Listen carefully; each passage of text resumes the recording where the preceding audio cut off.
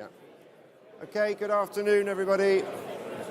Could you all sit down, please, if that's okay? Sorry, we're on a fairly tight time schedule for this session, so if it's okay, we'll move on as quickly as possible. For those of you that had read the agenda before today, you will be disappointed to see that I am not Philippa Williamson, who was going to chair this session, and unfortunately she can't be here, so you got second best. But we're going to have a go, see what we can do.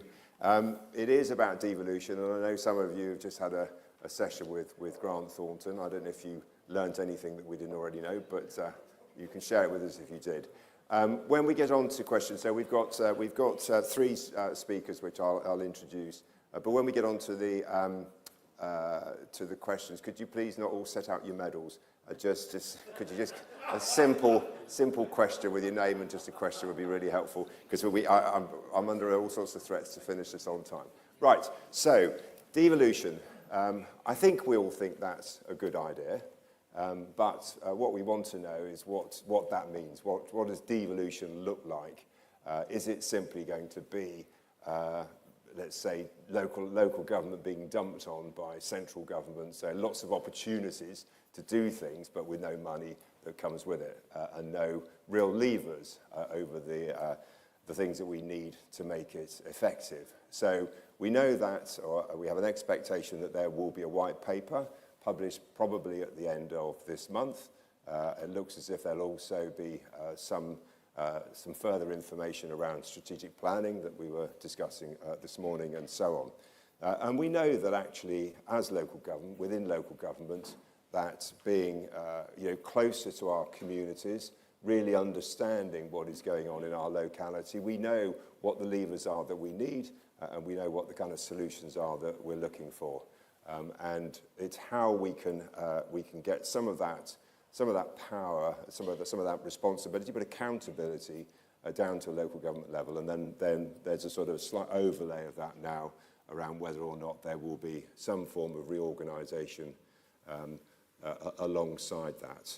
So our focus is predominantly to make sure that we're supporting those most vulnerable residents in our communities, but is also absolutely aligned with the government's agenda to drive growth. That is absolutely what we all want to do. So I hope that we have with us, indeed we do, Claire Ward, Will Garton and Philip here in person. So if I can just introduce, and I think hopefully Claire and Will, you'll just say a few words and then I'll pass to Philip. Claire is, as you know, the recently elected mayor of the East Midlands Combined County Authority, and was the Labour MP for Watford and indeed a Justice Minister. And I'll introduce Will at the same time. I think many of you will already know Will. He is the Director General in MHCLG and indeed has responsibility for the devolution agenda. And Philip was the Permanent Secretary in the Department of Exiting the EU, remember that? And since then has worked on a range of devolutionary and constitutional issues since that time. So, Claire, you're very welcome. Good afternoon. Good afternoon. Can I hand over to you then just to say a few words about, what it's like now to be a mayor? That would be good. Well, thank you very much. And it really is an exciting time, I think, for devolution and for our regions. And whilst we are the first of the combined county authorities, I think it is an opportunity for us not just to correct some of the lack of funding that we've received, the focus that we've received as a region over many, many years, but also to set out a new way of working. And I noticed, obviously, in the introduction, you highlighted the fact that I'd previously been a member of Parliament and a minister. But I should say that I'm not a creature of local government. I spent 13 years in Parliament, but I also spent 14 years outside of that frontline politics before I came back in to, fortunately, be elected as the Mayor of the East Midlands. And in that time, I'm working across business and also chairing boards both in the public and in the private sector. I learned a huge amount about how we can make progress. And where we make progress is through collaboration, but also about focusing on the big things and where you can agree. And that's particularly what I'm trying to bring into this leadership role as the Mayor of the East Midlands. And just to put that into context, we have 4 constituent councils. The politics is split, with the two county councils being Conservative-led and the 2 city councils being Labour-led. But we also have 15 districts and boroughs across our region. That means that the stakeholding is really quite a bit of a challenge in some ways. But actually, I have to say, over the last 6 months, I think we've made some considerable progress in establishing our combined authority. And by doing so, by focusing on the big picture items and creating a consensus around what we're trying to do across the region. And I think that's where we need to have that maturity of politics. Of course, politics exists right across all of the councils, but unless we can put aside some of that real sharp party politics at the strategic level, we will not achieve what people have given us their confidence, faith, and indeed votes to deliver, which is to create a much better region at the end of this. And I have to say that one of the ways in which I've tried to balance that is by recognising that whilst the districts and the boroughs are not part of the formal process in terms of voting, I actually don't think that that is the biggest issue. I think it's about where they have skin in the game and where they feel they can influence. And I've been really clear right from the beginning that I don't support them having votes on the board, but I do support them being part of that decision-making process and helping us to deliver on those broader achievements. We've actually changed the governance arrangements to allow, and that's with the support of the constituent councils, to allow for the, those representatives from districts and boroughs who are sitting on our combined authority board to be deputy portfolio leads. And I think that's an important statement of how we have to bring them in and work across the constituent councils and the district and boroughs. So I have to say, you know, in this 6 months so far, I think everybody is trying to work together. Of course, we will have some disagreements, but primarily we are trying to focus on delivering that bigger strategic picture. Excellent. Thank you, Claire. What I'm going to do, we'll hear from all 3 speakers and then we'll go to questions, if that's okay. There's a number of points there I'm sure people want to pick up on. Will, can I come to you then next? I think everybody in this room would like some clarity on where the government is going. Thank you. Good afternoon, everyone. That's a big one for me to cover. Can I start by just apologising for not being there with you in person this afternoon, but it's really nice to be here. A few things that I would say. The first thing is, and I hope this message has been received and communicated adequately, but the first thing to say is the government thinks of local authorities and combined authorities as partners and wants to work in partnership with the sector, has huge respect and admiration for what the sector has achieved despite some really difficult financial settlements over recent years, and wants a stable and mature relationship with the sector. I know that the DPM was at pains to point that out at LGA conference the other week, as is our Minister Jim McMahon, but I wanted to emphasise it because it's still relatively early days, and I hope it feels like that we are making some progress in that partnership model.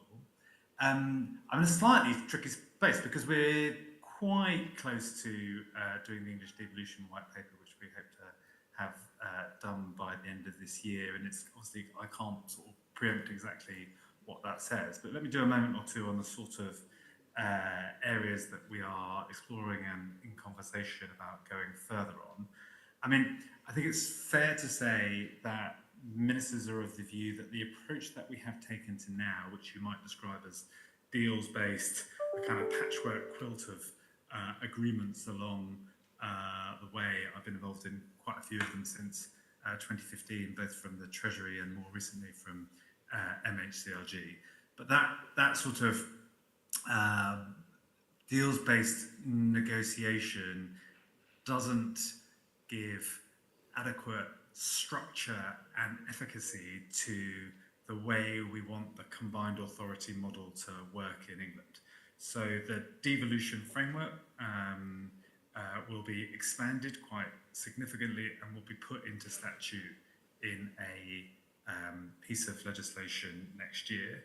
I think the existing powers are relatively well understood and consistent, but we want to do much more on transport, in the space of skills, on housing and planning and employment support, which has been an area that has been slower to the devolution party. So we hope, one, to take a big step forward in terms of what is available, and secondly, make that is available on a statutory footing, which I know sounds horribly kind of bureaucratic and like, you know, a civil servant's paradise, but actually it does make a difference, because instead of devolution agreements being the subject of an individual conversation between a place and a government department or MHCLG, it'll be quite clear in law what the entitlement is for a particular kind of combined authority. So I think it is a huge strengthening in terms of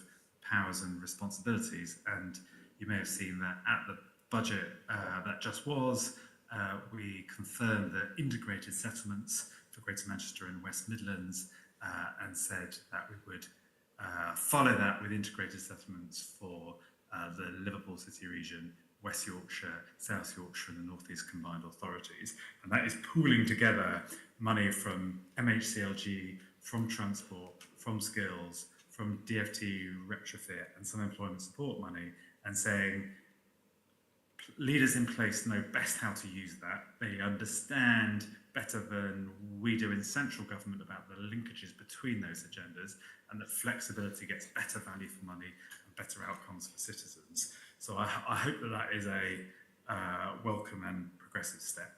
The second thing that we are doing is trying to fix and codify the way the government interacts with the mayoral agenda. So the Prime Minister's, as you know, had the mayors into, like Clare into Downing Street on the Tuesday, I think, after the election, has set up the Council of Nations and Regions. The Deputy Prime Minister is chairing the Mayoral Council. We are looking to formalise and establish relationships as partners and in joint working in the way that government does business, because this set of ministers really believe in it and want to make huge progress. I am very conscious about the amount that we are asking often relatively new mayoral combined and county combined authorities to do. So we'll look at what more we can do to put them on a sustainable footing, both in terms of making sure they're adequately financed, but I would love to see much more interchange and secondment between combined authorities and central government, and a constant flow of staff, because I believe that that makes civil servants better at their job and will could benefit combined authorities as well. And finally, we'll look at what else we're doing on sort of public service reform and what can be achieved by looking at the interaction between police and crime commissioners and health boards and all the work that you do in local authorities on a daily basis, and seeing which further steps can happen there. I know there'll be tons of interest in local government reorganisation, and I know I'll get asked about that. I'm really happy to try. It's hard for me to say much more in this forum than was in the budget. And in the budget we set out that we did want to work with councils to move to simpler structures. They've got to make sense for their areas. We think that the savings can be reinvested and used for the needs of local people. We'll do more on that on the white paper, but it's quite, if you'll appreciate, it's hard for me to go much further this afternoon. Well, thank you. Well, there are a few trained lawyers in the audience, so I suspect they'll have a go at wheedling a little bit more out of you in a minute. So, Philip, do you think the governments are having the right conversations in the right way with local government? That's a big question. So thank you very much for asking me along today. I was introduced as Mr. Brexit. You're big lads here. I'm not going to talk to you about Brexit. That's not why I'm here. My background was 30 years as a civil servant. I spent 20 of those years working for various governments in Scotland, including over the devolution boundary. Spent the last 10 years of my career in Whitehall, where I was responsible, among other things, for something called the UK Governance Group, which was looking after devolution from the centre in terms of Scotland, Wales, Northern Ireland, alongside latterly Brexit. As I said to my late mother when she asked me what I was doing, I'm trying to keep us in one union while taking us out of the other one. So I saw Whitehall very close up in terms of its understanding and approach to devolution in the context of devolution in Scotland, Wales and Northern Ireland, seeing how Whitehall functions, and subsequently working for the Bennett Institute of Public Policy at University of Cambridge, expanded that to think a lot about English devolution as well. So just to follow, so I don't want to rain on Will's parade. Will and I used to work together when he was in the Treasury, particularly around the Scottish referendum. So we were sparring partners not so long since. But the situation clearly that the new government inherits is, you might say charitably, work in progress. We're still, it seems to me, some way off a comprehensive, coherent and consistent scheme of English devolution. And if you look back over the history of incoming governments the last 2-3 decades, it's going to, every incoming government promises more devolution, and few of them deliver completely on those promises. There's somebody that said to me just before I sat down up here, if it was that easy, we'd have done it already. So what are the inhibitors, the generic inhibitors on devolution seen from a Whitehall perspective? I think two things. One, which is a view that has been particularly pertinent for the Labour Party over the years, that it is only really the central state that can be the vehicle to deliver progressive policies uniformly across the country. You'll have seen that time and time again. In order to get that sort of uniformity, progressive policies, we need to do it from the centre. So that's one very powerful motivation for Whitehall, Westminster-based politicians. The other is the drive, more often seen from Conservative governments, to control expenditure by local entities. And you remember that particularly powerfully in the Thatcher time, but also the government I worked for at the coalition time. How do you control expenditure by local entities? You drive all of that from the centre, to which I would add two other things. One is that from the English perspective, is a failure to acknowledge England itself as a polity, as a governance polity, in the way that the UK functions. It makes it quite complex when you're looking at devolution from a Whitehall perspective. What are you devolving from? What is the role of Whitehall departments, particularly those where most of the policies are devolved to Scotland, Wales and Northern Ireland? But the final point I would make, and Will can hide his grimaces here, is the inherited tendency in Whitehall to see territorial governance as something of a second order issue. I experienced that very much when trying to look after the wider devolution settlement through my 7 years working at the centre of Whitehall, that this stuff just does not feature as high as it should do on the radar screen of ambitious officials and others in Whitehall. And that, I think, is part of the reason why we have this confused state of devolution in England at the moment, and why, in spite of the promises to use the centre to deliver good outcomes across the UK, England, but you could argue the wider UK, is one of the most unequal countries in Europe when you look at interregional inequalities. So far, so miserable. It wasn't my intention to come here and depress you all, but that is the background against which we're operating. It isn't a counsel of despair, because I happen to think that it may be different this time, but you in this room are going to have to be very much on your toes to make sure it is different. Why do I say that? Two reasons. One, I think despite the rather haphazard progress over the last decade or so, it seems to me that the creation, particularly of the mayoral combined authorities, has passed a tipping point, which it would make it very, very difficult for this, not that this government would intend to do it, but any future government to seek to row back on that process.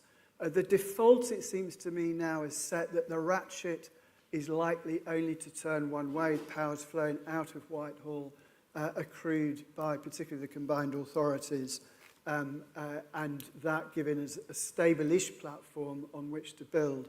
And I think the second point that underpins that, I think the political class in this country has finally recognised that trying to do things in the way that have been done for the last 30, 40 years, which is to deliver regional growth through centralised means, if they carry on doing that, they'll get the same results they've had for the last 30, 40 years, the gap actually not closing at all. And I think that, as a recognition, has percolated deep into the political consciousness. So my two sources for optimism, as I say, one, that consciousness has now changed, but that also that the state of devolution in England is given as a base, a platform to build on, which Will and team can get to motor over the next little while. But it will require a lot of holding. There will be tensions in this, there will be issues for the government. You know where some of those tensions will be, not least over money, but over, for example, on housing, between your wish to control planning, the government's wish to deliver 1.5 million homes over the next 5 years. There will be tensions, and there will be a risk of backsliding, and I suspect it will be the job of a lot of folk in this room to keep the government honest to its very well worthwhile commitments. Excellent, thank you. Well, just to reassure you, you won't depress this room. This is the County Council's network, and we are relentlessly optimistic. Right, we're going to go straight to questions then. So if we can try and get as many questions in as possible. If you can put your hand up if you've got a question. And then we will, yeah, I think if you just sort of work your way up one side and then the other, that would be great. So if you could just introduce, Roger Goff first off. Thank you. Roger Goff, leader of Kent County Council. Just interested in particularly some of the sort of balance between what Will was saying and what Philip was saying. Any of us who've listened to Jim McMahon will know that he emphasises quite a bit that this is about building out a uniform system of authorities that will be part of addressing, if you like, the English question. He's cast it in those terms. I listened to what Philip said about the risks, and I think that's still important, but how far do we think that process can actually be taken? And also, is there a tension between the focus on growth as the main driver of MCAs, or the main area of policy, and public service reform, which would still involve many of the things which the underlying councils would still be doing? I'm thinking of areas like social care and so on, rather than the pure sort of strategic focus on growth, economic development and the like, which appears to have been certainly what under the previous administration was the main aim, and is still something that government talks about a lot as well. Thank you, Roger. Claire, Will, would you like to go first on that?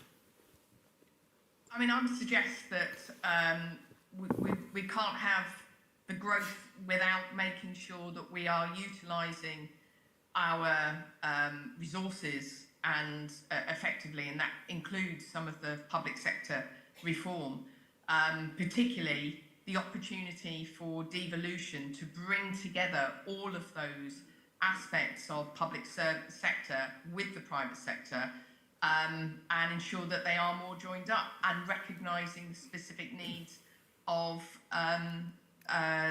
their own particular region. So I would say that we have a challenge to be able to do all of those things, but I do think they are necessary.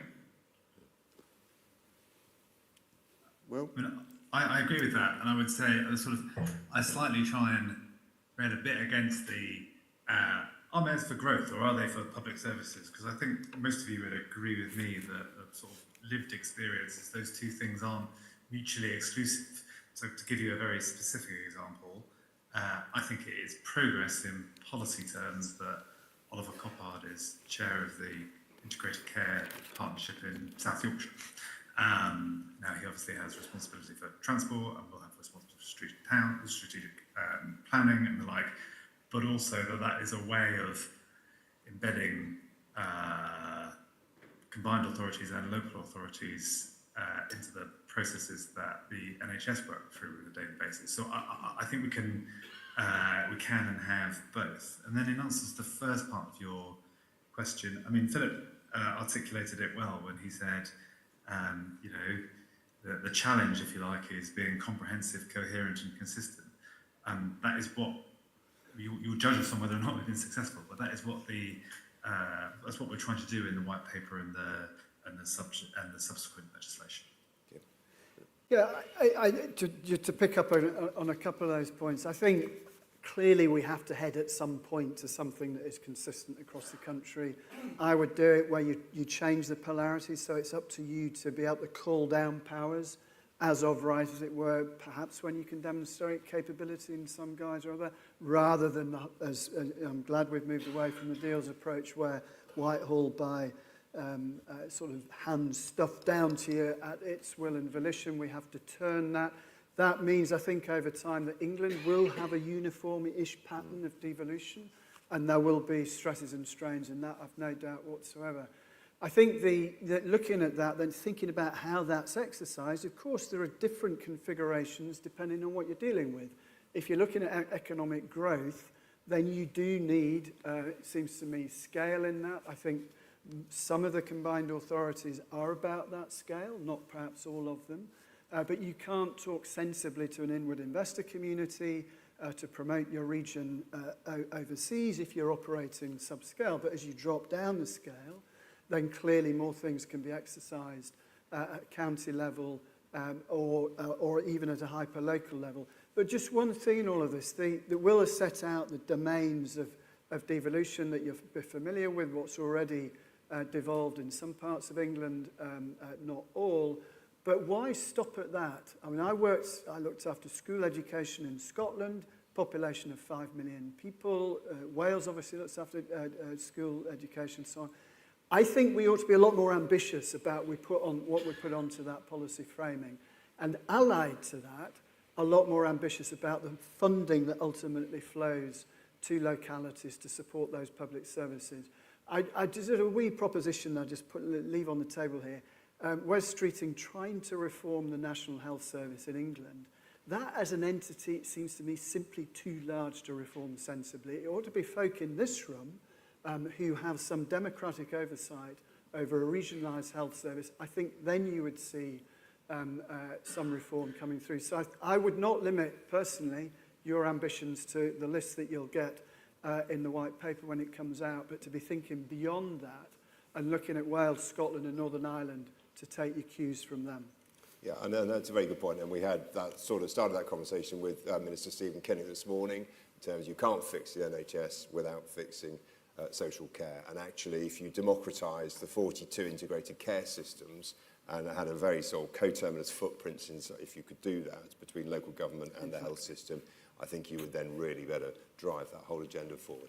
Kevin Bentley.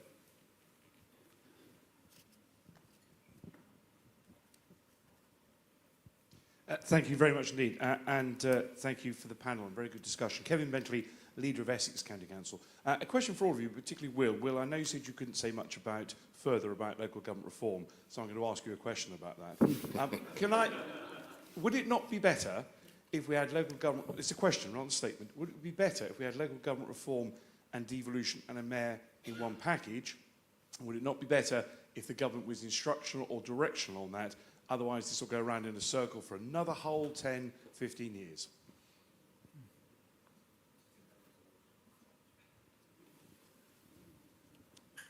And Kevin, just do the two options for me again. Sorry, to make sure I've understood them properly. One, can you do devolution and local government reform concurrently? I think was the first part.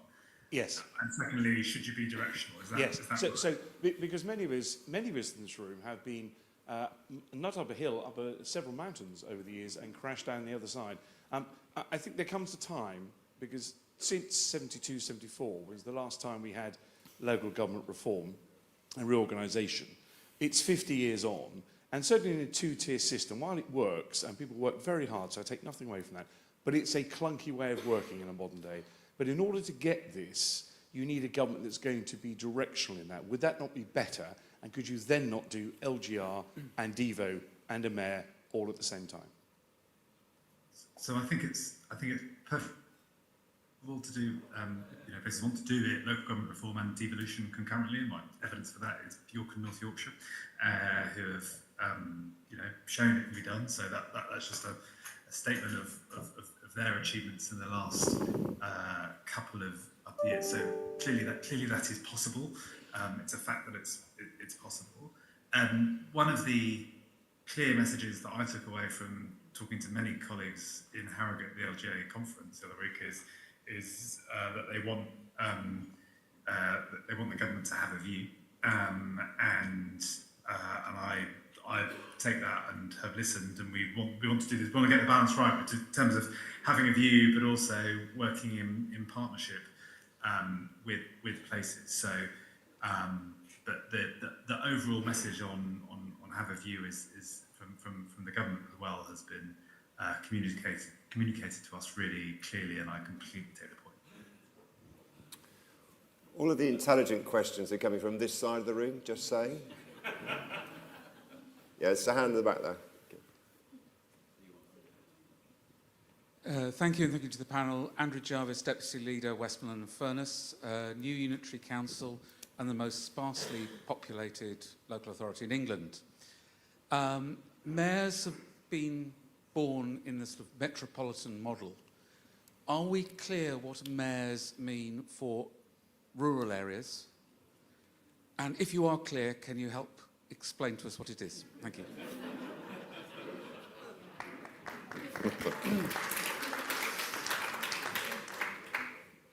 Claire, do you want to give your view on that?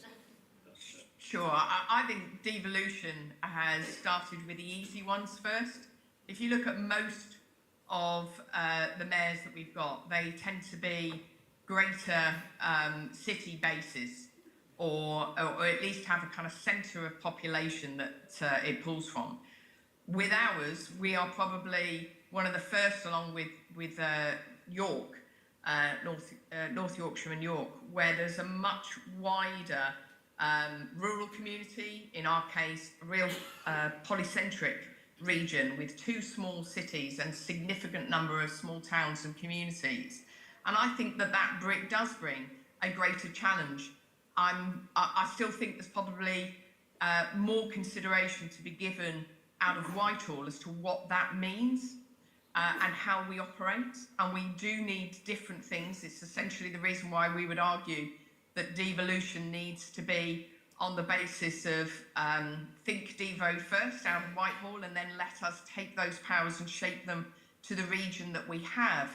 So I would suggest to you that you can certainly have a mayor and devolution despite the sparse population, but it's then up to you to determine how that fits. And that comes back again, I think I'll just pick up on something that Will said earlier. In a sense, you're looking at what those entitlements are, how we can draw down opportunities and powers and funding. But if we're going to do that, it needs to be done on meeting criteria, not on a timeline basis. And it's probably where I would challenge Will on the current single settlements. The single settlement process at the moment are based on criteria, but also a timeline. Real devolution should mean meet the goals, show that you've actually got that credibility to deliver, and then you should get it. It shouldn't be based on a timeline. Would you agree, Philip?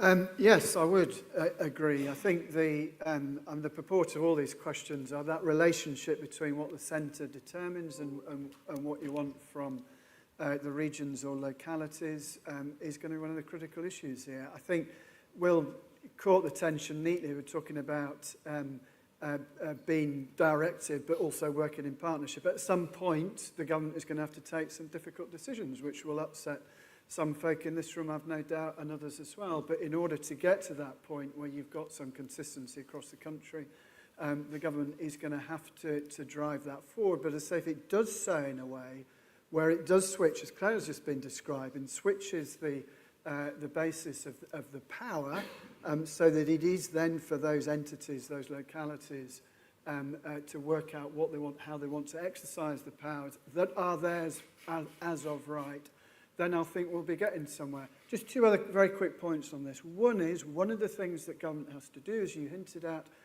Chair, is to sort out boundaries, not just about health, but if you look at the inconsistency across boundaries, across so many of much of the public sector, it's a complete nonsense.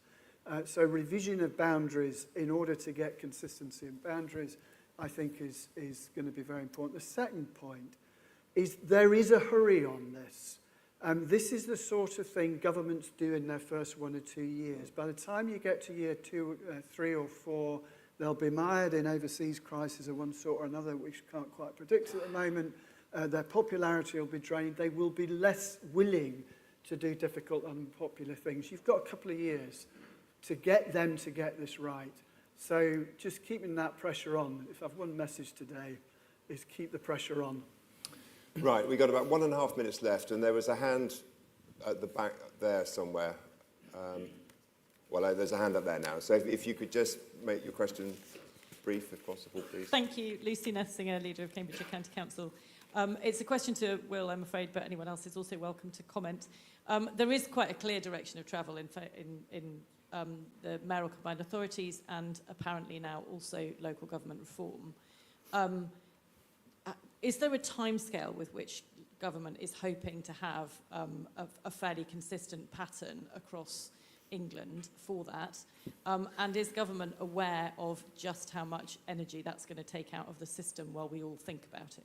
Thank you. Thank you. Will, are you able to help with that?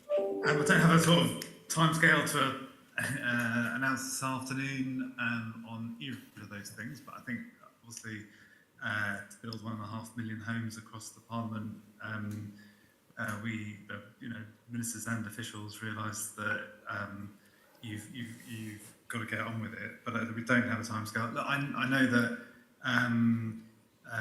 reorganisation or a devolution deal or anything like that takes enormous resource and capacity from all of those involved.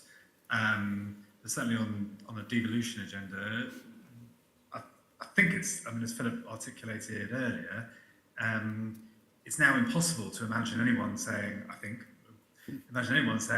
well, hang on, this is all wrong, let's start again. Because we've got this rough policy consensus, I think, across political parties and across officials and decision makers alike. So we can be challenged and we should be challenged. And, Claire challenged me in this thing of, are we going far enough? Is it quick enough?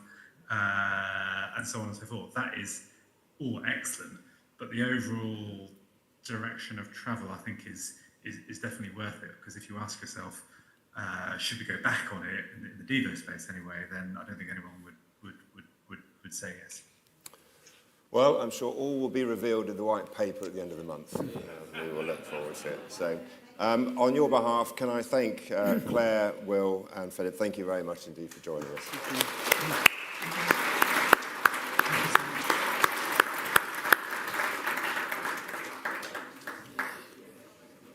Excellent, thank you. Time.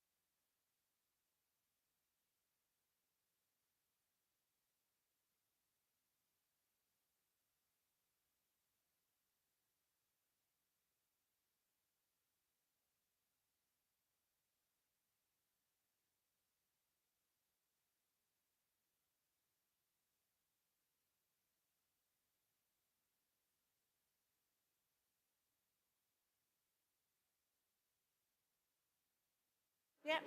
Good afternoon, everyone. This is probably the hot ticket of the day. Welcome, Kevin. No pressure. So, Kevin went to the elections July the 4th and became a survivor. Subtle hint there. Last week, when Kemi was appointed as the new leader, Kevin was appointed the Shadow Secretary of State for Housing, Communities and Local Government. So I believe you've been asked to talk for about 10 minutes so that we've got plenty of time for questions and answers. And just before we hand over, CCN are really appreciative for the fact that when you got appointed, within a couple of hours, you accepted their offer, and here you are. So thank you very much. Pleasure. Thank you. Kevin. Thanks very much. Well, thanks very much, Linda. And listening to the last half an hour or three-quarters an hour of proceedings, you mentioned questions and answers, and it seems there's a lot more questions and answers right now, it's fair to say. And it's fair to say as well, after a few days in the job, I've not properly formulated all our answers either, to be fair to the government, but keen to do that with your help over the coming months and years, certainly. I'm delighted this is my first formal engagement as a Shadow Housing Secretary, Housing Local Government Secretary, and just really to thank the CCN for the wonderful job they do, looking after these 37 authorities, which cover 26 million people. So this is a hugely important part of the system, and the work you've done in things like Manifesto for counties. And I will promise you the engagement you've experienced in the past between my predecessors and Tim and his predecessors will continue. Very, very keen to make sure that your voice is heard in shadow government as well in the government itself. For 4 years of my 9 years, about 8 years on the backbenches, year and a half as a minister, I was on the Housing, Communities, Local Government Select Committee, so did quite a bit of groundwork within that on all the issues that you're interested in today. And obviously, we've come from North Yorkshire, and we've just gone through unitarisation ourselves, so understand some of the questions around that. And prior to politics, for 30 years, I was in housing myself. So I had my own business, a estate agency business, which we started and grew. So I'm an estate agent turned politician. Move on, Kevin. It's been said that I'm the only person who's entered Parliament and approved his social standing.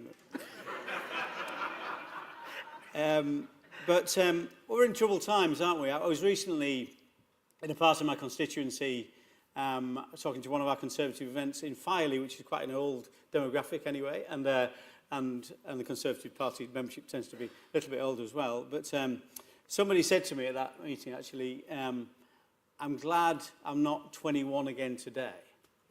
And I'm a very glass half full person, and I'd love to be 21 again today. But so I went around the room, actually, asked about the 50 people there, how many people would like to be 21 again today, and only probably 1 in 4 said they would. That people are really worried about what's going on. There's war in Europe, of course, the Middle East, the really charged political debate we have in the US and Europe, so many things going on, and a lot of dissatisfaction and despair. And I'm not expecting you to solve all those problems here right now, but I think there's a real feeling amongst our constituents, our local residents, that people are paying more and getting less. And that's really damaging what's really important about the political system that we have, people's confidence in the system. Now, people might want to blame all kinds of things for that, of course, immigration or whatever else they might blame it, or us not being good at our jobs. But the reality is, as you know, the reason tax levels are at such a high level, yet people are not, yet we've got waiting lists and difficulties accessing services, is because of demographics. The reality is health systems are under pressure, our pension system, welfare is massively under pressure, and of course social care. Nobody knows that more than you. And a lot of those pressures fall on this audience here. So it's social care funding or it's SEND funding, huge pressures you've got. So these are some of the issues we've got to resolve, because the pressures are going to get worse. The reality is, if you look at the OBR report into this, if nothing changes in how we run our system, or our tax system, then debt to GDP, which currently stands at 100% of GDP, will be at 300% of GDP by 2060. And that's simply not affordable or workable. So we've got to do things differently. And a lot of the solutions there depend on the people in this room. Now, it's my view, and I certainly Rishi, when he was because the opposition, and Kemi have both said, you know, we're not here. This isn't about politics. It's in everybody's interest that this government succeeds. We must, because there are some real spending challenges right now that can only be solved really by the thing Labour are talking about, the government's talking about, which is growth. That's absolutely the right thing. Because that 300% of GDP, if we can add 1% to our annual productivity improvements, that debt level would stay at 100% rather than going to 300%. So that's got to be the focus, how we get productivity moving. And there is only one way. And my favourite quote, and you're probably aware, before this post, I was Shadow Business Secretary and before that Business Minister. And in that context, the quote I used such a lot was Winston Churchill's quote, which he said, some people see private enterprise as a predatory tiger that needs to be shot. Some people see it as a cow that they can milk. Few people see it for what it really is, and that's a strong horse that pulls the whole cart. So we've got to make sure we put private enterprise right at the front of all our policy making. And I would say, in terms of some of the government policies thus far, you cannot tax your way to prosperity. You just cannot do that. If you take £25 billion a year out of private enterprise in terms of taxation, businesses simply will not invest as much. So there are some real concerns there, of course, but nevertheless, we absolutely concur with the government that we've got to focus on growth. And part of that, of course, you've got some of those levers, or we want to give you those levers, if you haven't got them already, in terms of making sure you can drive growth at a local level. And lots of those conversations I heard, I think Philip said earlier about devolution, of course, which is a key question here on devolution, how that's going to be the next step in terms of devolution. Will it be standardised? Will it be statutory and very bureaucratic? And I think Will said, it sounds very bureaucratic, and it does to me too, in terms of if you've got a single shopping list of what devolution will look like. But in terms of devolution itself, of course, that was a Conservative policy, George Osborne rolling that out, and I'm a big fan of it in terms of good elected mayors, not least because I've got Ben Houchin in my neck of the woods on our doorstep, and he's proven to be a real magnet for investment, which has got to be the principal concern of any elected mayor. In our little title for our department, we haven't mirrored the government in changing the title. Actually, we've kept levelling up in there because we don't want to forget levelling up. It's so important. As Philip said earlier, the UK, in terms of its regional inequality, is one of the worst levels of regional inequality than anywhere in Europe. And if you look at average GVA per capita, gross value added per capita, in the UK, and the difference in the northeast of England and London and the southeast, the relative gap between those two numbers is as wide as it was between East and West Germany prior to reunification. Now that gap took 30 years and $2 trillion to narrow it to any significant degree. So we should never forget levelling up. It's got to be something we look at over decades rather than thinking you can solve those problems over a parliamentary term.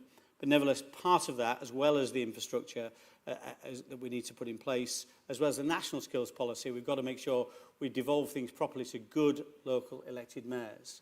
And also the question was asked before as well, is these local growth plans, are they just going to be focused on areas with elected mayors? And to me, the answer should be no, because many rural areas around the country are very keen to grow their economies too, quite rightly for their local citizens. In terms of local government reorganisation, I say York and North Yorkshire's been through that in terms of becoming unitary, and what's hugely important is to make sure that output remains, that you still get the accountability to your local citizens, voters, but also things that are important don't suffer to do those aggregation, things like planning. And also making sure in this reforms to planning, which broadly you'd support reforms to planning because we know it's a huge bottleneck, or a very significant bottleneck in terms of restricting growth, but we must not move away from local decision making, because again that will undermine confidence in the planning system amongst the electorate.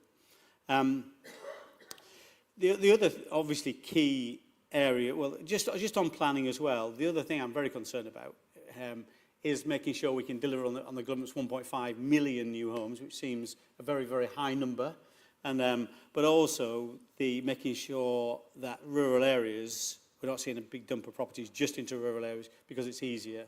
We've seen targets increase significantly in certain parts of our rural counties, not least North Yorkshire, which has seen a 310% increase in numbers.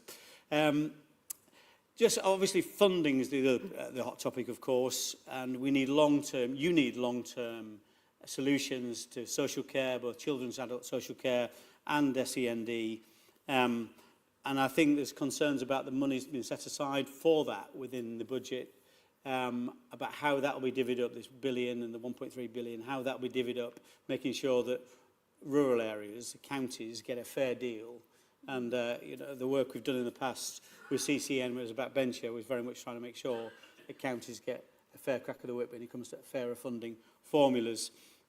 Just in terms of the wider 3.5% increase, we've done some number crunching around that. Sorry? Just got a couple of minutes left. Go on, no, I'm just about to finish. A couple of things about that. We've crunched some numbers on that, 3.5% in real terms.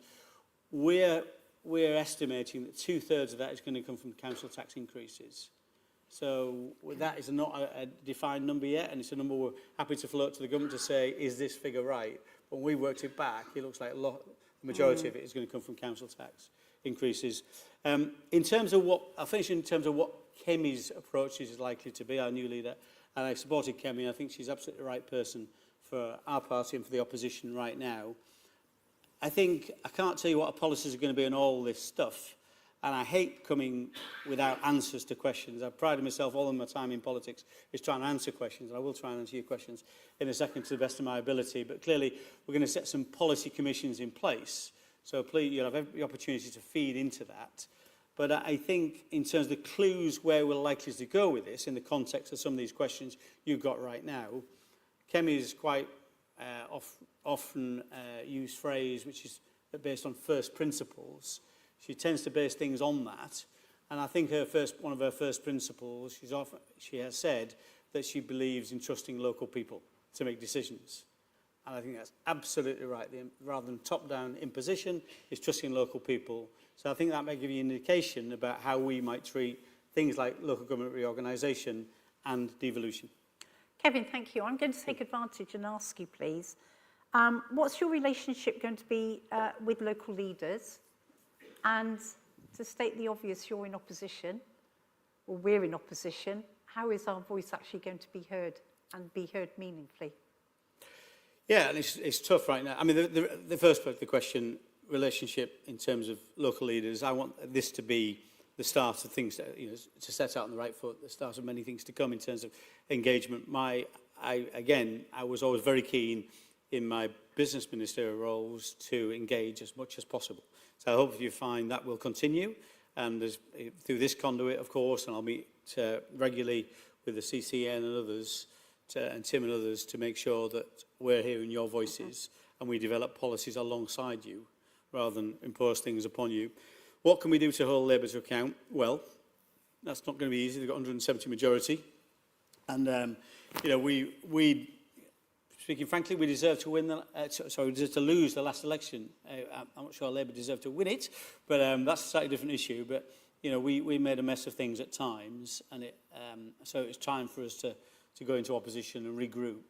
But I absolutely think we can regroup, and that will have a bearing on what the government does. I think the government would be wrong to say, because there's a huge majority in Parliament, that's reflected in a wider mandate across the British public. Only 33.7% of the vote, I think they have. So really, we've got to make sure, a collective voice here, to make sure the government understands if it makes mistakes, that will cost, as we've tried to do in the business context in terms of tax and workplace changes. So even though they can vote anything through they want, it is in their interest to make sure things work well, because they won't get re-elected if they don't.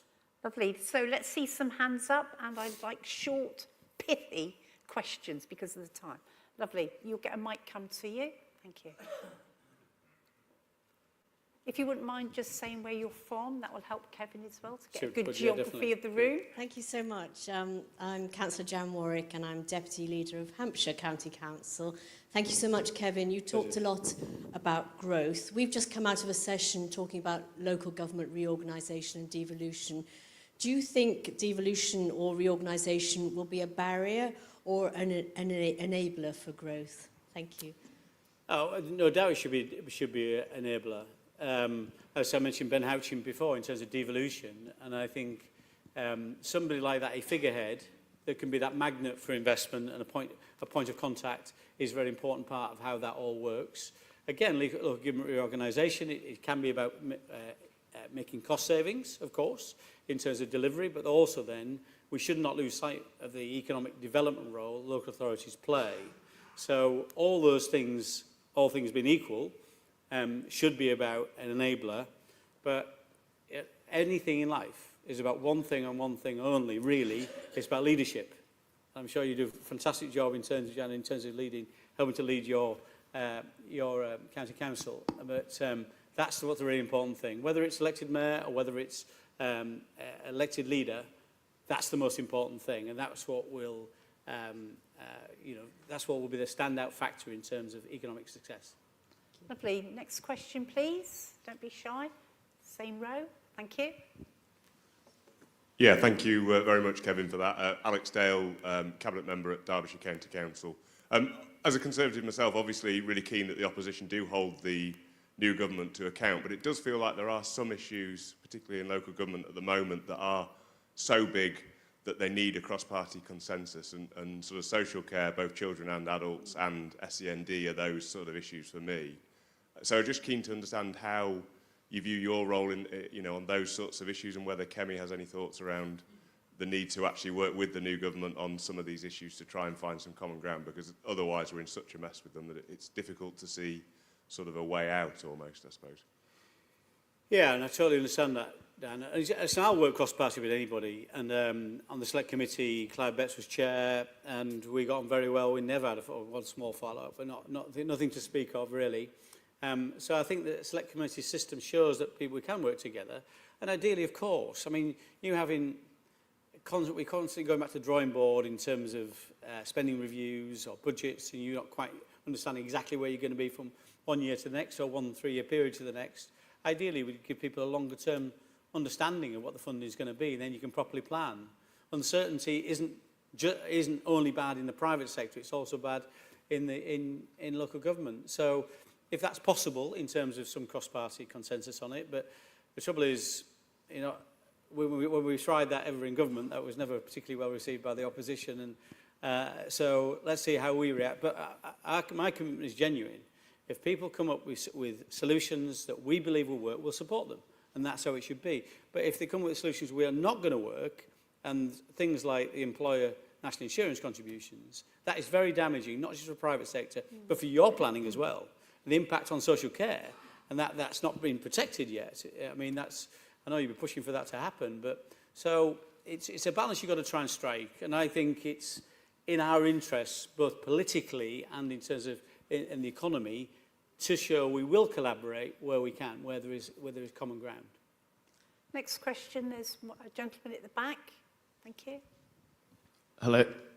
Jonathan Lester, Leader of Herefordshire Council. Hello, Kevin.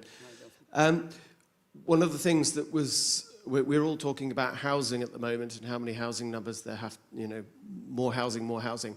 The last government guaranteed Herefordshire £101 million for road infrastructure, transport infrastructure. We can't build the houses without building roads. And so please, Kevin, can you do me a favour and say to government, if they want these houses, they need to support the road infrastructure. Otherwise, we can't do it. And we keep asking government in Herefordshire, what's happened to our £101 million? Unfortunately, I couldn't get the last government to write the cheque. But I still need that money, and I can't build the houses without it. So please, can you ask them, where's the money? Yeah, Thank sure. you. Thanks, Jonathan. I mean, just to illustrate a point in terms of the government's now said it's going to separate investment spending from day-to-day spending. I think that's the right thing. Because, you know, in a business, you have your balance sheet and you have a profit and loss, and your investment spending goes on your balance sheet. So there's been too many short-term decisions in terms of things like road building, which is your investment spending, your infrastructure spending. And you know, RIS 3 was obviously put back for 5 years. Despite that, that's a strategic play that's going to mean, A, is going to mean facilitate housing developments in your area, provide the necessary infrastructure that's, I mean, it's less controversial in terms of local people because your roads aren't blocked up, and as well as the releasing of land. And it's back to that East and West Germany situation. We've got to think more strategically about investment spending, and it shouldn't be caught up in some of the most shorter-term cycles. Definitely got to balance your books in terms of day-to-day spending. The markets expect that. But I think they'll give us an easier ride, give governments an easier ride if they plan investment spending over the longer term and say there will be a payback. Again, the OBR have said over a 10-year cycle, of 10-year period, investment spending, if well spent, infrastructure spending, pays back £1 to £1. Over 30 years, it pays back £2.50 to £1. So it's got to be long term, and I think it sounds like you've been caught up in some short-term thinking. So Kevin, well done. Unfortunately, we've come to the end of our session. CCN are very appreciative that this is your first public appearance. Leaders are going to look forward to having that closer working collaboration, and we wish you all the best, and thank you for your time. Thank you very much, Linda. Thank you. Thank you. Yeah, thank you. Thanks so much.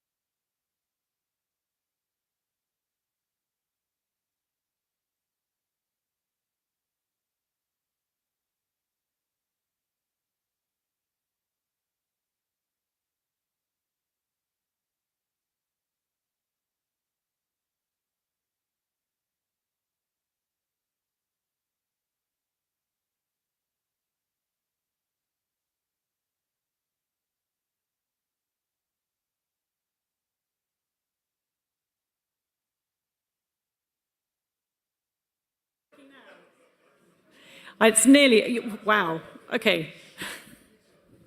I'll try. Well, I was talking before, but it wasn't working. Now it is. Apologies for starting slightly late, everybody, but it looks like quite a lot of other people are also still wandering up or staying for tea. I'm very happy that we've got Gideon Amos joining us this afternoon, and I'm hoping that in a minute he will appear on screen, which would be great. He, I think, had to reboot his computer in order to get the camera to work, so fingers crossed it's working now. I am going to wait until he appears before I start. Otherwise, I'll introduce him. There he is. Marvellous. Hello, Gideon. I'm hoping... Hooray, we can hear you and you can hear us. That's all brilliant. And apologies for the slight late start. So Gideon is our spokesperson for housing and planning for the Liberal Democrats. He was elected as MP for Taunton and Wellingborough this summer and is a qualified architect with specific focus on the climate agenda, I think, and the transition to net zero. He's extraordinarily well qualified for his new role, at least in the housing and planning spokesperson, although I imagine that, as with many of our MPs, getting to grips with the House of Commons is a whole different issue. But thank you very much for joining us this afternoon, Gideon. I'm going to hand over to you to talk for 5 or 10 minutes now, and then we'll have lots of questions. Thank you. Great. Well, thank you so much, and thank you for inviting me to speak to you today. And no matter what your political affiliation, I know you all do hard work as councillors. I've been a councillor myself, and I know that was some time ago. So the one thing I do know is it's got a lot harder since I was a councillor. So whether you're from a unitary or a two-tier area, I do understand the scale of the challenges you face. I know your own just published County Council Network survey shows that the cost of care for working age adults could climb to 17 billion by 2030. And we've had directors of adult social services have shown that 4/5, 81% of councils are on course to overspend their adult social care budget this year. So the estimated overspend has reached 564 million, even more than the 515 million overspend last year and the previous year. And more than two-thirds of councils are now being required to make additional in-year savings. Say that 1.4 billion pounds of savings, so it's barely manageable 55% increase in the level of savings that were planned. Figures submitted by directors prior. These are all figures submitted prior to the Chancellor's budget. So since then, of course, we've had the national insurance uplift in terms of contributions and the national living wage uplift of 6.7%. So even those figures are now looking like they could be even more challenging than that incredibly large figure already. And data that Lib Dems have collected from and obtained from the House of Commons Library shows that there's been a 62% increase in council expenditure on adult social care since 2015-16, with it rising by 8.9 billion, so from 14.4 billion to a staggering 24 billion. None of this was helped, of course, by the then government's removal of £1 billion of planned extra spending to solve social care back just exactly a year ago, 58% of the amount that was promised for the social care reform that was revealed and assessed by the National Audit Office, as I say, 12 months ago. So what all this means is that, on average, of course, councils see a fifth of their entire expenditure being swallowed up by a kind of social care black hole. 93% of councils are seeing that proportion increase. But I think the key point here for me is that an average is only part of the story. In Somerset, where I'm most familiar with, where my constituency is located, in part because of a historically low council tax base, in part because of multi-year freeze of the council tax level, where when care for children and adults are added together, that's swallowing 63% of all council spending in the budget for this year, and that could go up to around 70-75% in next year's budget. Something that the outgoing Conservative leader of the council described as a ticking time bomb. So I think in a note of cross-party agreement, I think we all agree with his analysis, even if colleagues were less keen on having it handed over in such a state. Councillors, that's an impossible position. which is really undermining the whole basis of local government in this country, potentially.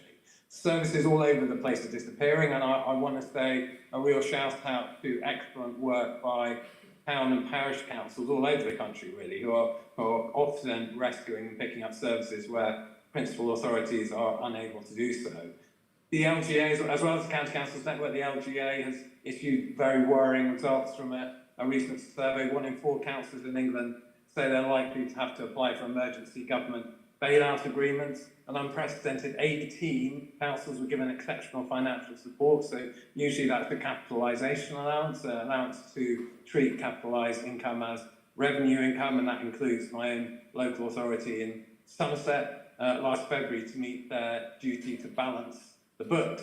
So unless action is taken, worse could come. 25% are likely to apply for this again in 25, 26 without additional government funding, as I say.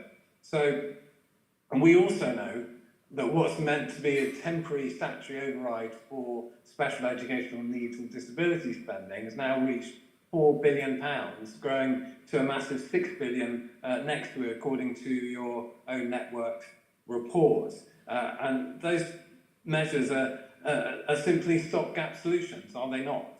We can't have a statutory override, we can't have an override to the budget indefinitely. And if that override was called in, many other authorities would also be declaring 114 notices. So what we need is a much more significant and proper reform of both adult social care and special educational needs and disability provision. I know from my own surgeries how hard this is hitting families and communities in a big way. And unless the government really faces up to the need for long-term solutions, much of what it wants to achieve really isn't going to happen, is what I would contend. Government says it wants more housing. For the Lib Dems, that focus should really be on the social and council housing. But they're not going to get it either if planning departments and transport planning departments continue to be really reduced in size and denied resources to address the funding crises we know about in adult social care and special educational needs. Government wants economic growth and transport investment, but those departments are being downsized as well. Government wants to see renewable energy and insulation, but I can't see councils taking on new initiatives when they've got those kind of pressures. And of course, perhaps most significantly of all, the government wants to rescue our NHS, and that is, of course, incredibly welcome, as is the significant investment in the NHS in the budget, and it's announced an impressive spending package. But you can't welcome more people into hospital at the front door unless those waiting to go out the back door have somewhere to go. That's why we're saying what we need is a much higher priority to solving the social care crisis. Properly funding it and delivering that would save the NHS billions. We're advocating the Lib Dems giving everyone an element of free personal care in their own homes, paid for by new taxes on big banks, energy companies, social media giants and the like. And that would take the pressure off the residential provision. Whatever the solution though, Ed Davey, with the support of the rest of us in Parliament and our 72 strong parliamentary party, we've strongly and loudly called, perhaps most importantly of all, for a cross-party commission on the future of social care. Let's actually get around the table, sort out social care. It's so vital to so many families that we do that as politicians nationally and locally.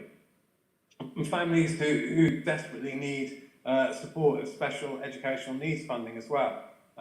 We need to see that radically increase. And it is disappointing, despite the encouragement of investment in the NHS, what's really been disappointment in the budget is that only 600 million allocated for social care and albeit a welcome £1 billion for special needs, but they're not, we all know in this room, I think, that that's not going to solve the problem. Nothing short of fundamental reform is going to solve the adult social care and children's special educational needs crisis. My own preference would be in special educational needs for a network of neighbourhood, local special educational needs hubs to take the pressure off mainstream schools and costly transport, extended transport routes, alongside, of course, better resources in mainstream schools. And we would have had an emergency budget as soon as possible after the general election to start addressing the issues of social care and health funding. There's been a delay, but the crisis hasn't gone away. It's more real than ever. And many MPs from other parties, I can tell you, are similarly concerned. It's not just Liberal Democrat MPs about the social care and SEND crises. And as a member of your party group on SEND, we're beginning to make common cause. And I can see that growing, and I can see a growing voice in Parliament for something to be done. So I'm confident working across Parliament, we can help increase the pressure on government to take real action on these fronts. Despite all the challenges, though, it's not all doom and gloom. I want to pay tribute to the work that you all do in councils day in, day out. Local government is still perfectly placed to drive the real change that people want to see in their communities.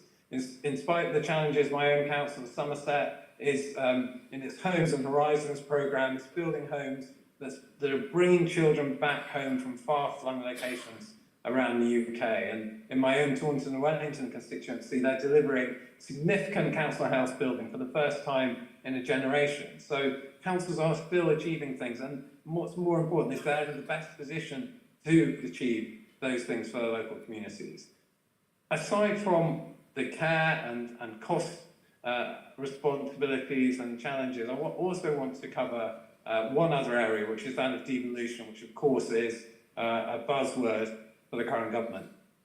We welcome the ideas in the government's plan to expand devolution across the country, creating more integrated transport systems, good, increasing local involvement, housing and planning, good. But this is going to be devolution in its fullest sense. That means devolution to local people, not just to mayors and structures and areas who've chosen to have a mayor.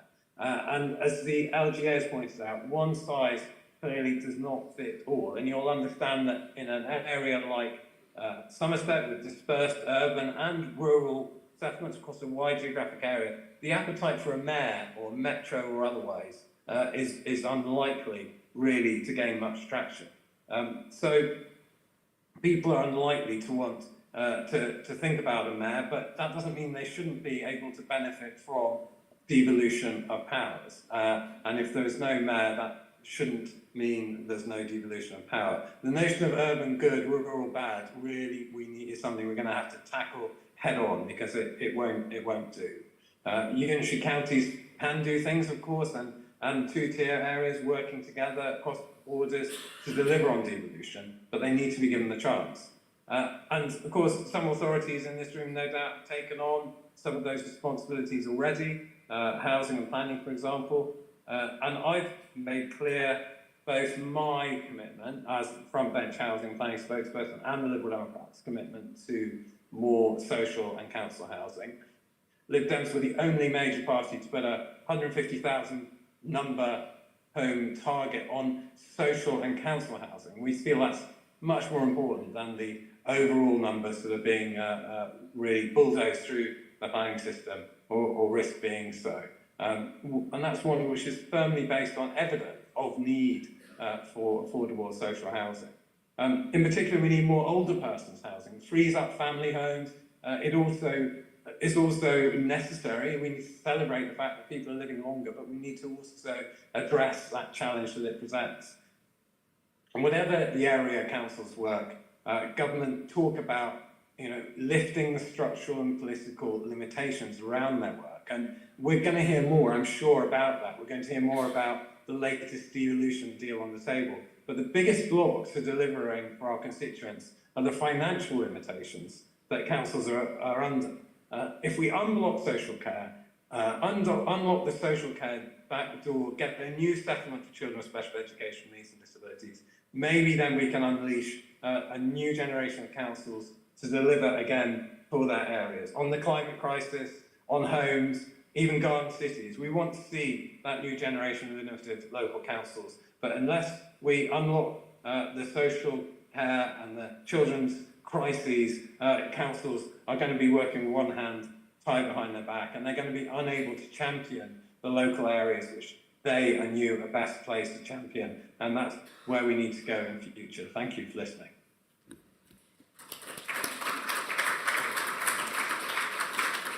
Thank you so much, Gideon. We're quite tight for time, but I'm really hoping we've got time for a couple of questions. So if you've got a question for Gideon, if you could put your hand up, that would be really helpful. While I'm waiting to see if there are any hands, I know you've been working on the Renters' Rights Bill recently, Gideon, and I just wondered if you'd like to tell us some of the good things that are in that, as well as some of your concerns.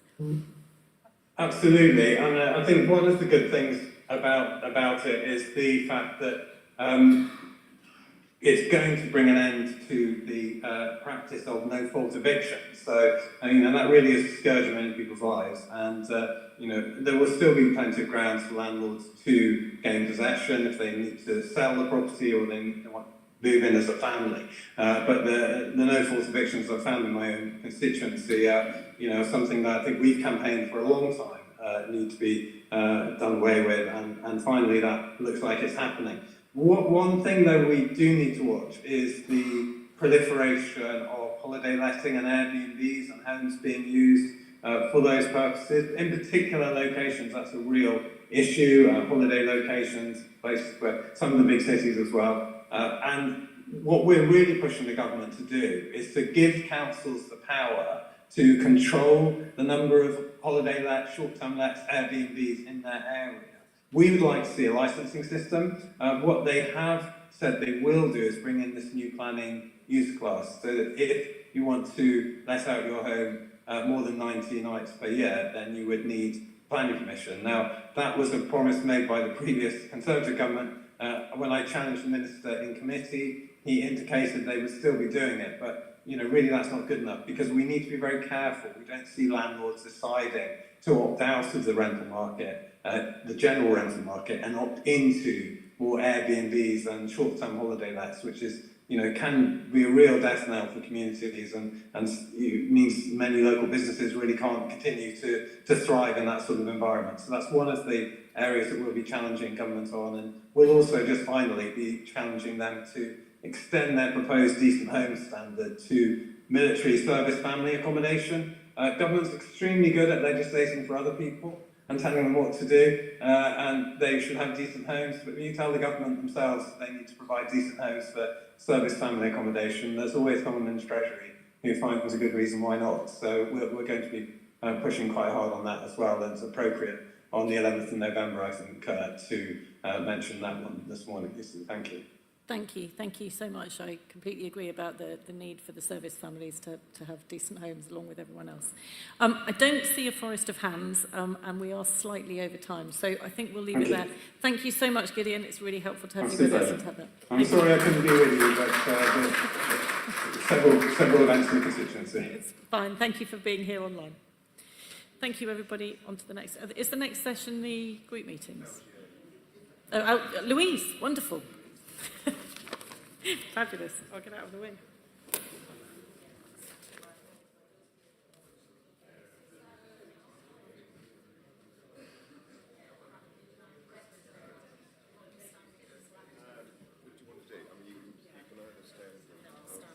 I'll introduce you then. Let's just put I've got my stuff in here to get asked awkward questions. Sure that way now. No, I'm sure as well.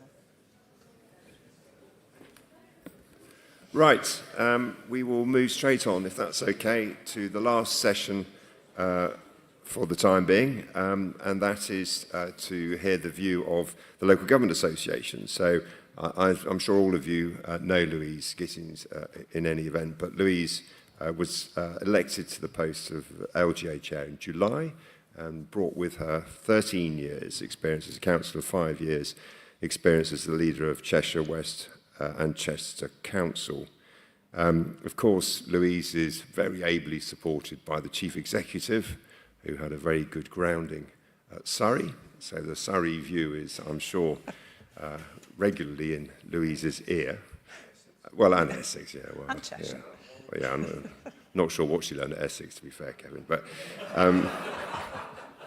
it has been a bit of a whirlwind for Louise. So from the general election to the Labour Party conference to the LGA conference, and of course now the highlight of the conference season here at the CCN. So I don't know what Louise is going to say, but I'm hoping that she may touch a little bit on the working relationship between CCN and the LGA, and perhaps some comments on devolution or funding reform, all the things that we've been talking about today. But anyway, Louise, we look forward to hearing from you. Thank you. Yes, thank you very much, and good afternoon, everybody. It's great to be here today. Firstly, I'd like to thank the County Council's Network for organising your fantastic conference. It is my first time. You meant to cheer at that, because that's what you do at conferences. And also a big thank you for all the work you do on behalf of counties. I'd particularly like to thank Tim and his team on the CCN Executive Committee. And I have started working with them, and it's really good to be working with such a talented team of committed and experienced councillors who really do want to deliver for their communities.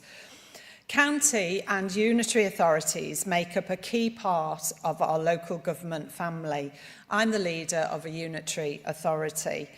And we all deliver some really important services to almost half of England's population, including to some of our most vulnerable residents. You respond to almost 1 million adult social care requests each year and look after 30,000 children in care. Counties help make our roads and local transport infrastructure safe, and you deliver much needed housing, and you help to drive economic growth. And finally, you protect communities against the effects of climate change. Local government, including county councils, are at the heart of our democratic process, creating thriving communities and places. So thank you all for your incredible work that you and your teams have done over the past year. Local government is the bedrock of our communities, and your resilience and dedication is truly inspiring. We've worked hard to deliver services in the face of ever-reducing budgets, higher and more complex demands, and higher costs. Ahead of the budget, the LGA, alongside the CCN and other partners in our sector, called on the Chancellor to stabilise our finances. Our recent survey of chief executives showed that almost 1 in 4 councils are likely to apply for emergency financial support in the next 2 financial years. So we're pleased that the Chancellor announced £1.3 billion of extra funding through the local government finance settlement for the next financial year. This will help to address some, but not all, of the significant pressures we face across our adults and children's social care services and homelessness support. It is welcome that government have acted on our long-standing asks and have committed to introducing multi-year settlements from the 26-27 financial year. We want to work with government as it pursues a comprehensive set of reforms to return the sector to a sustainable position. We also need certainty over financial reforms, including the nature of redistribution of funding, business rates reset, the fair funding review, and reforms to other grants such as the New Homes Bonus. I'm very pleased that the government is willing to engage constructively with our sector. And last week I had a positive meeting with our Minister, Jim McMahon, to share our views on the budget, but also to understand the key opportunities for councils as the spending review commences, and looking ahead to the local government finance settlement. And I will continue to ensure regular dialogue continues between central and local government to secure council's long-term future. These conversations are only just starting, but we need to move from purely transactional discussions around funding, and we need to get to a position of genuine partnership agreements that reflect the unique contributions of our counties, cities and communities. We know that devolution is on the agenda. The government is very clear in its ambition to shift power away from Westminster and into communities. The government's commitment to 100% devolution in England is positive and answers the LGA's long-held ambition.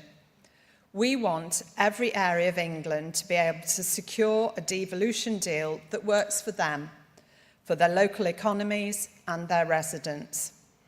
As we look forward to the English devolution bill, we will continue to stress that council leaders are key to local decision-making and must be an integral part of our democratic framework, whatever arrangements are put in place by government. We will also continue to push that any move towards reorganisation of local government must always be for local areas to decide themselves. We welcome the establishment of the new Leaders' Council, which brings together the LGA, CCN, other sector departments and government all together to discuss Council's priorities. The first meeting of the Council was about devolution, which both we and government recognise is moving at pace. We have worked very closely with the CCN members and officers to ensure that your voice is heard and will continue to do so. This will be an important forum for us to have open and honest conversations. It's imperative that we all continue to work together to address the challenges that we face as a sector. Earlier this year, the LGA and the CCN commissioned independent research to highlight pressures across our SEND services. It found that despite bespoke financial support, many councils are running a deficit on their high needs budget. The £1 billion increase in SEND and alternative provision funding announced in the budget was welcome. However, with cumulative deficits currently at £3.2 billion and projected to rise to £5 billion in 2026, it is essential that government writes off councils' high need deficits as a matter of urgency. In the long term, we want to work with government to reform the SEND system, to improve outcomes for our children with special needs, and to introduce a system that is financially sustainable for councils. And we also want to work with government to modernise the 80-year-old legislation on home-to-school transport. It needs to provide councils with the flexibility to focus spend on those most in need. The pressures across our housing services are well documented, with approximately 109,000 households currently in temporary accommodation. The numbers of households living in temporary accommodation has risen by 89% over the last decade, and this has cost councils at least £1.74 billion in 22-23. So we're pleased that the budget includes positive measures which we have called for, such as right to buy reform and funding to build affordable housing, which will help councils build anew and to improve existing homes. We will continue to call on government to roll out 5-year local housing deals in the long term to all areas of the country that want them. This need to combine funding with the multiple national housing programme into a single pot, which will provide the certainty we need to deliver an additional 200,000 social homes over the next 30 years. Local government is more important than ever with our country's well-being, and we witness that never more so than during the pandemic, and we still continue to see it today. However, councils are struggling to meet current need, and our early health and prevention services have been severely impacted, with spend increasingly concentrated on fewer services and fewer people. We continue to call on government to invest in the public health grant and other vital areas of prevention, such as supported housing and health visiting. This must be part of a new long-term approach to funding prevention and early action support, and for more sophisticated understanding of the social return on investment. Whilst the extra £22.6 billion investment for the NHS announced in the budget will help address current unmet need, we will continue working with the department and ministers to come forward with long-term investment for adult social care and other local government services which help drive prevention and early intervention, which help to reduce or delay the onset of more acute and costly needs for care and support. And today you have launched your new report with Newton, The Forgotten Story of Adult Social Care. We will use this to help inform our work going forward. It is a shocking fact that health inequalities exist both between and within local authority areas, with almost 20 extra years of healthy life enjoyed by those in the most affluent areas compared with those in the most deprived. The government's current 10-year health plan will start to address health inequalities, and I'm really pleased that our Chief Executive, Joanna Killian, will be part of the development of this 10-year plan as she co-chairs one of the working groups on mobilising change. The LGA will be responding to the 10-year health plan consultation, and I would urge everybody to respond directly to highlight the crucial contribution of local government to the health outcomes of our local places. Local government will continue to be a catalyst for innovation and resilience in our communities. As the cross-party chair of the LGA, I will ensure that we continue to champion measures that make our councils more resilient, pressing for the resources needed to help us invest in our communities, from education and training to infrastructure improvements and beyond. You have my assurance that we will continue to unite our efforts with CCN and other partners in the sector. We will amplify your voice and advocate for the well-being of your communities. County councils are vital to the nation's economic prosperity, but also making a real difference to people's lives. Each council within this network is a vital cog in helping to deliver for our communities. So thank you all for the work you are all doing. And once more, thank you very much for having me today, and I look forward to meeting many of you over dinner tonight. I understand I'm sitting on the same table as Rory Bremner, so I shall... And me. And Tim, yes. Tim's obviously more important. So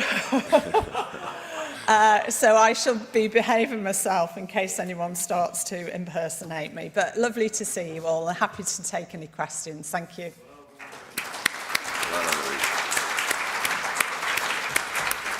Right, we've got time for one really difficult question for Louise.